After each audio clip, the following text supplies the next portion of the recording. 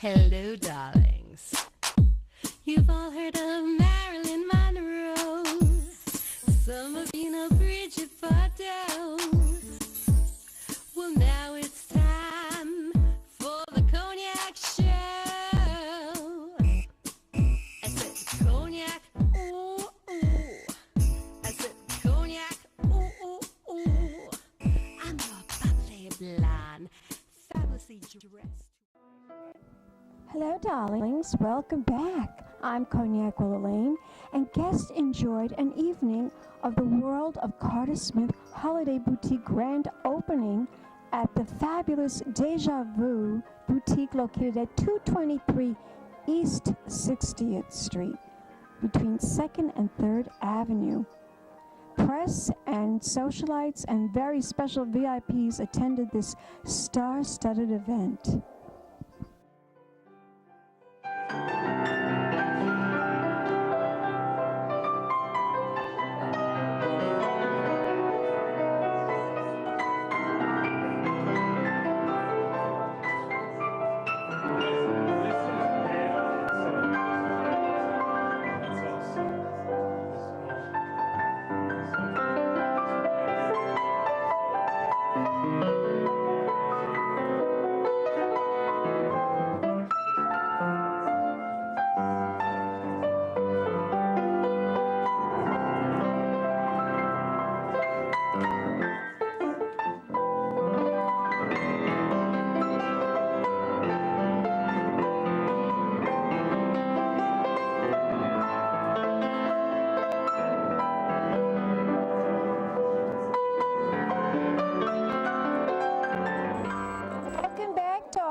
I'm Cognac Wellerlane, and we're here at the Dejavu Boutique on East 60th Street, located at 223 East 60th Street, and I am here with world-renowned fashion designer Carter Smith, and he's going to explain what this event is really all about. Well, this is a launch for doing a complete environment with the textiles, the dyeing that I do, and also presenting the clothes in relationship to the fabric. So usually you see the clothes and they're hand dyed, and you see them without seeing what the piece of fabric that they started from looked like. So here, these are pieces that, some of these pieces have been in museum shows. I've been doing this. Come September this next year, I'll be launching my 50th year of hand dyeing. And wow. I started making the clothes about 30 years ago. Now why? Why did you decide to do it? I mean, of course you're so artistic, but why do these digital prints now? Why? Why did you decide to do that? The digital prints is just another way of expressing the silk, turning it into colors. And it sort of happened by happenstance. I had a photograph. I had some kale that I took it out of the refrigerator, and I was ready to cook it up, and I looked at it, turned all these different colors. And as it lay there on the counter, I thought, well, it's very interesting. So I took some pictures of it, and then from those pictures, I've done 200 different digital prints. So, my goodness. Yeah, so to me, there's no limit to the sort of the creative process behind it. Yeah, the creative process. And so in the dyeing, for the first 20 years that I dyed fabric, I used 3 different techniques. And in the last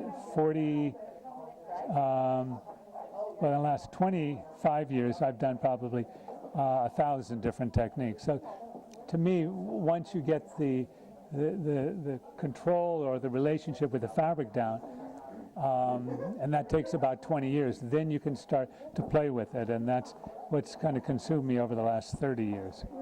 Did you ever think of doing it on fur? I've tried a couple of times on leather, and I tried once on fur, and my method kind of destroyed the mink that I was working on. So I'd have to reinvent it. And silk to me it's interesting because silk is a cocoon, and the cocoon is what the caterpillar amorphosizes into the butterfly. So it's a vehicle of transition. So basically you take the silk, take the cocoon and you unwrap it, and then you take the thread and then you weave it into fabric, and then you put the colors back on. So essentially, these are sort of like wings of butterflies. So they're transitional. It's a transitional fabric. When you put the color on and the way the clothes move, the way the woman moves, there's a whole change in energy, and that's kind of what excites me, is to see women, the real beauty come out, and to have the wings or to have the silk, that transitional. Is it the easiest fabric to work with, silk?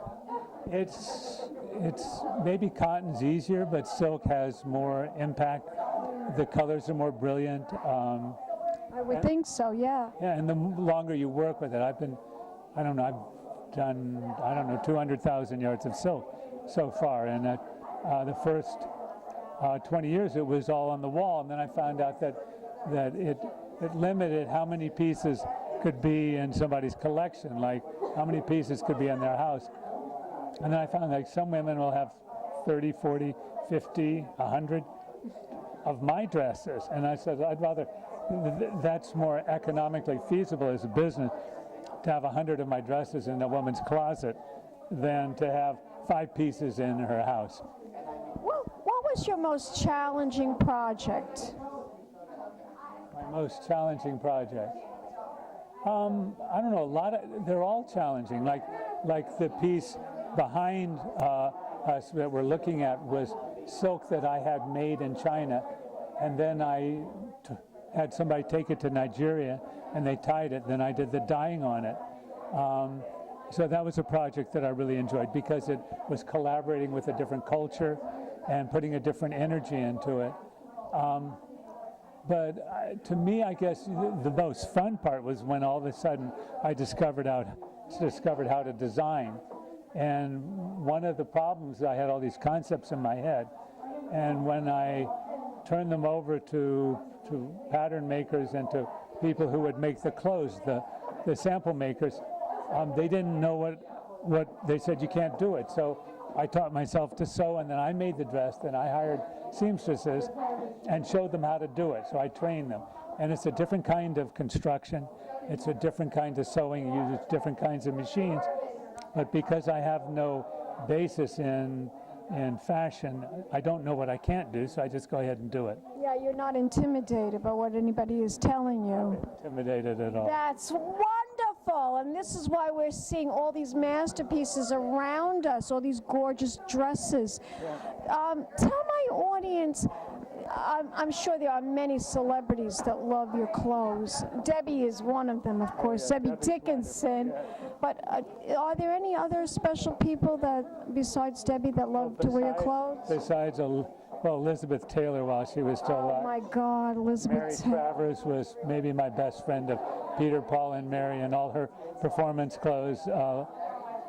Besides, and then Jane Fonda. I could see Jane Fonda liking your clothes, Jada designs. Jada Pinkett Smith. I don't know. There's a whole list. There's. It just goes on and on and on. But No favorites, huh? Elizabeth Taylor, right? Elizabeth Taylor. No, actually, Mary Travers is my favorite. Is she really? Why is that? She's just a wonderful person, and I got to be a really good friend of hers. And then I'd go to Peter, Paul, and Mary concerts, and I always felt really connected because there she was up on the stage. So you've been designing for a very long time. Well, actually, I've been dyeing fabric for a very long time, but I've only been I've been designing for over 25 years, and in that time, what most got my curiosity or my passion was bias, and what you could do with bias, how flattering bias could be to different women, different shapes, and so I designed for shapes. One coat I did, the holly coat, I designed for a woman who was going to have her stomach stapled and go from 300 pounds to 120. And I designed a coat that would look good on her at 300 pounds and that would look good on her at 120 without changing the size or anything, just the one size. You are a fascinating man. Fascinating. Now, let me ask you, this space right here at the Dejavu Boutique, is this your space on the second floor, or will you leave this particular space? I'll leave this space in about 5 weeks. But right now, this is where people can come and see this. You can see that it's a whole environment. How the environment relates to the clothes to me is really important.